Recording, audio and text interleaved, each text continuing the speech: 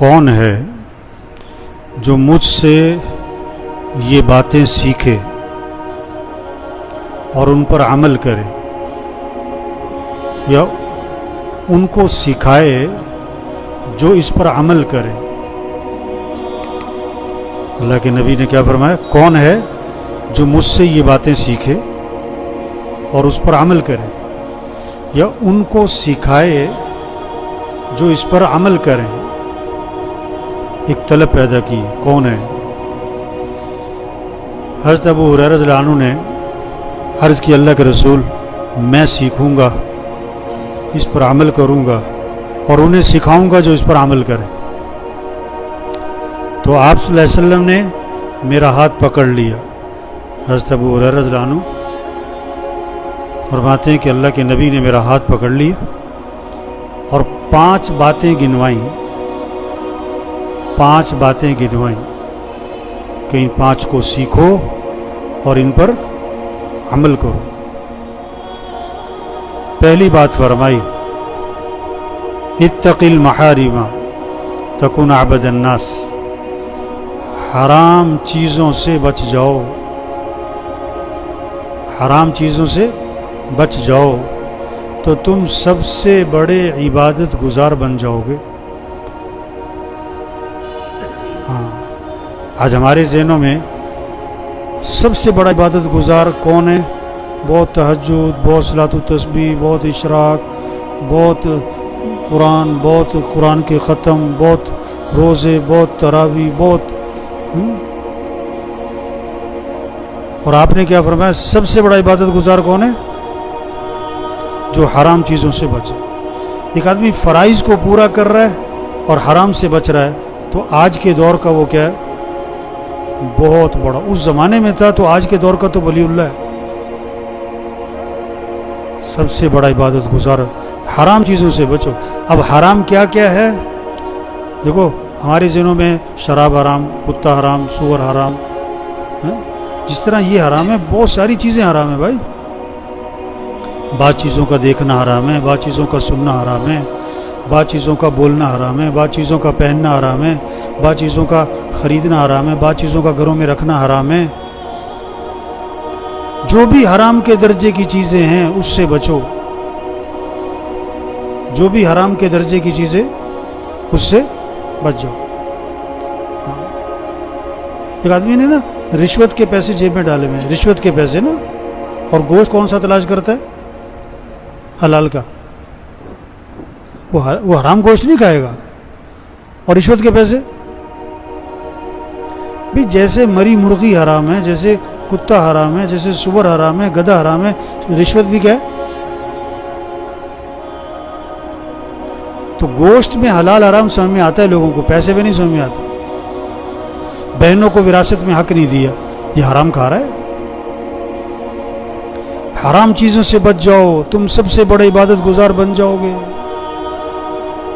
دوسری بات فرمائی، وَارْضَ بِمَا قَسَمَ اللَّهُ لَكَ تَكُنْ أَغْنَى النَّاسِ، اللہ کی تقسیم پر راضی رہو، اللہ کی تقسیم پر راضی ہو جاؤ تو تم سب سے بڑے غنی بن جاؤ گے۔ اللہ کی تقسیم پر بھی، اللہ کی تقسیم ہے، نہ کسی کو گورا بنائے کسی کو کالا بنائے، کسی کا قد لمبا ہے کسی کا قد چھوٹا ہے، کسی کی ناک بڑی ہے کسی کی چھوٹی ہے، کسی کی لمبی ہے، کسی کو اللہ نے بہت خوبصورت بنایا، کسی کو بہت سادہ شکل بنایا، کسی کو مالدار بنایا کسی کو غریب بنایا، کوئی جھونپڑے والے کے گھر پیدا ہو گیا، کوئی مال والے کے گھر پیدا ہو گیا، کوئی ساری زندگی سائیکل پہ رہتا ہے، کوئی ساری زندگی گاڑی سے نہیں اترتا ہے، کوئی جہاز سے نہیں اترتا ہے۔ یہ تو اللہ کی تقسیم ہے۔ کوئی روز ہسپتال اور ڈاکٹر، اور کوئی ماشاءاللہ کوئی کبھی ہسپتال جاتے ہی، کسی کا روز ہی بچہ بیمار، کوئی اللہ کی تقسیم ہے۔ اب کسی کا بچہ معذور ہے، اب اس میں آدمی کیا کر سکتے ہیں؟ یہ اللہ کی طرف سے، اللہ کی تقسیم پر راضی رہو۔ کوئی ایک دن میں لاکھ روپے کما لیتا ہے، کوئی پورے سال بھی نہیں کما پاتا ہے۔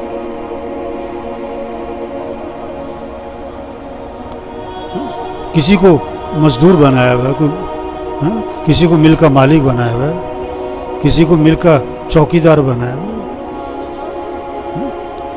اللہ کی تقسیم پہ راضی رہو تو تم سب سے بڑے غنی بن جاؤ. اللہ پر اعتراض نہ کرو, اللہ سے شکوہ نہ کرو. تیسری بات فرمائی, احسن الی جارک تکن مؤمنا, کہ اپنے پڑوسی کے ساتھ اچھا سلوک کرنا تو تم کامل ایمان والے بن جاؤ. پڑوسی کے ساتھ اچھا سلوک کرنا, پڑوسی کو دکھ نہ دینا. اپنا گھر دھویا اور پڑوسی کے گھر کے سامنے پانی کھڑا کر دیا.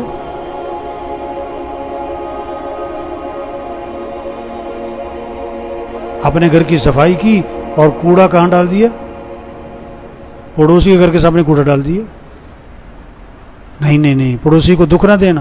رات کے 2 بجے آئے واپس اور جناب گاڑی ہے, موٹر سائیکل ہے, اس کا ہارن پہ ہارن دے رہا ہے.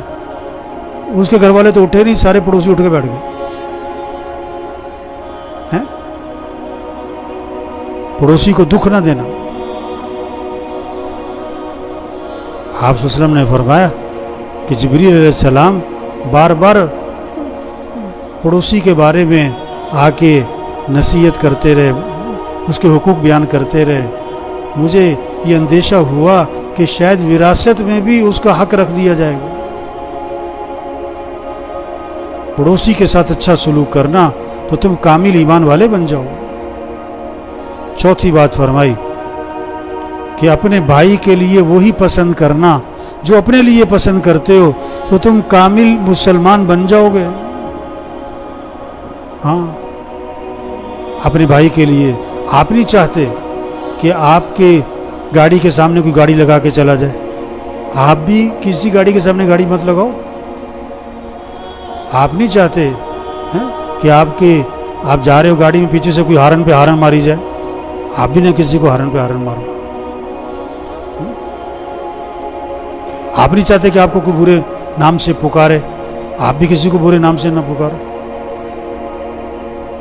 آپ نہیں چاہتے آپ کو کوئی گالی دے. آپ بھی کسی کو گالی مت دو. جو اپنے لیے پسند کرتے ہو وہی اپنے بھائی کے لیے پسند کرو تو تم کیا بن جاؤ گے؟ کامل مسلمان. کامل مسلمان. پانچویں بات فرمائی کہ زیادہ ہنسی سے پرہیز کرنا. ولا تکثر الضحك فإن كثرة الضحك تميت القلوب, کہ زیادہ ہنسی سے آدمی کا دل مردہ ہو جاتا ہے. زیادہ ہنسی سے بچنا, کیونکہ زیادہ ہنسنے سے دل کیا ہو جاتا ہے؟ مردہ ہو جاتا ہے. اور وہ کہہ کے لگ رہے ہیں, ہنسی مذاق کی مجلسیں ہر وقت لگی ہوئی ہیں, تو دل مردہ ہو جاتا ہے. اور جب دل مردہ ہو جاتا ہے پھر نیکی کا شوق نہیں رہتا, اعمال کا شوق نہیں رہتا. اور جب دل مردہ ہو جاتا ہے تو اچھائی اور برائی کی تمیز ختم ہو جاتی ہے. تو یہ 5 نصیحتیں آپ صلی اللہ علیہ وسلم نے حضرت ابو ہریرہ رضی اللہ عنہ کو فرمائیں کہ ان کو سیکھو اور ان پر کیا کرو؟ عمل کرو. اور انہیں سکھاؤ جو اس پر عمل کرے. تو سب نیت کرو بھی ان 5 پر عمل کرنا ہے انشاءاللہ, اور انہیں سکھانا ہے جو اس پر. آپ نے حدیث سنی, آپ دوسروں کو جا کے سنو. اللہ کے نبی نے کیسے شوق پیدا کیا کہ کون ہے جو سیکھے گا میرے سے, اور پھر ہاتھ پکڑ کے سکھایا. ہاتھ پکڑ کے محبت کی وجہ سے, شفقت کی وجہ سے, تعلق کی وجہ سے 5 چیزیں سکھائیں. اللہ سب کو عمل کی توفیق نصیب.